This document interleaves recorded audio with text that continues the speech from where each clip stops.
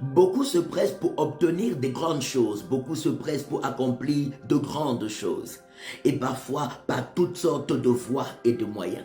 Mais le plus important pour Dieu, ce n'est pas ce que tu as obtenu, ce n'est pas ce que tu as accompli, mais comment tu y es parvenu.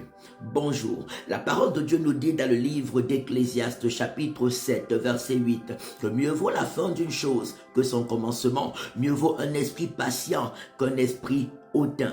La fin, ce n'est pas ce que j'ai obtenu, la fin, c'est la récompense que Dieu me donnera. La fin, ce n'est pas ce que j'ai accompli sur la terre, la fin, c'est le jugement de Dieu à mon endroit.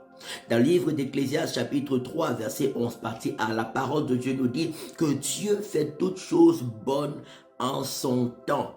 Il vaut mieux être patient que d'être pressé et hautain. Dieu fait toutes choses bonnes en son temps et il a formé sur nous des projets de paix et non de malheur. Il est important d'être patient vis-à-vis de Dieu en suivant ses principes quotidiennement, sans être en rivalité vis-à-vis de qui que ce soit.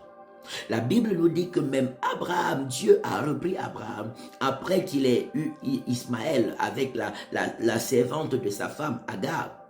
Lui, il était content d'avoir eu un enfant, mais Dieu a parlé à Abraham dans Genèse 17, premier verset. Dieu lui dit, marche devant ma face et sois intègre. Il n'avait pas été intègre dans sa façon d'avoir cet enfant. Lui, il se réjouissait d'avoir un enfant, mais ce n'était pas dans des voies qui honoraient Dieu. Et cela a apporté du trouble dans sa maison. Cela a apporté de la division dans sa maison jusqu'à ce que son fils Ismaël n'a pas grandi auprès de lui. Marche devant ma face et sois intègre. Reste fidèle aux principes de Dieu parce que l'Éternel a formé sur toi et sur ta famille des projets de salut, des projets de paix et non de malheur. Mieux vaut la fin d'une chose que son commencement et Dieu fait toutes choses bonnes en son temps et le temps de Dieu est le meilleur.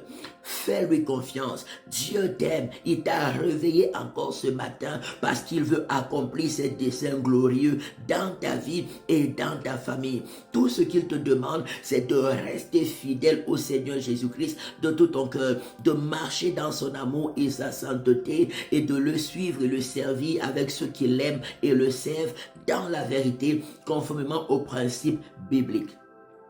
Je prie que l'Éternel te remplisse de patience au nom de Jésus. Je prie que l'Éternel t'aide à marcher dans ses voies. Je prie que l'Éternel t'aide à lui rester fidèle, quels que soient les vents, quelles que soient les épreuves, quelles que soient les tentations, quels que soient les défis. Que Dieu t'aide à lui rester fidèle au nom puissant de Jésus-Christ de Nazareth. Qu'il te remplisse de l'esprit de patience par l'onction du Saint-Esprit, que tu sois rempli de la patience divine au nom de Jésus-Christ de Nazareth et que les saints et glorieux desseins de Dieu se réalisent parfaitement à ton endroit au nom puissant de Jésus-Christ de Nazareth.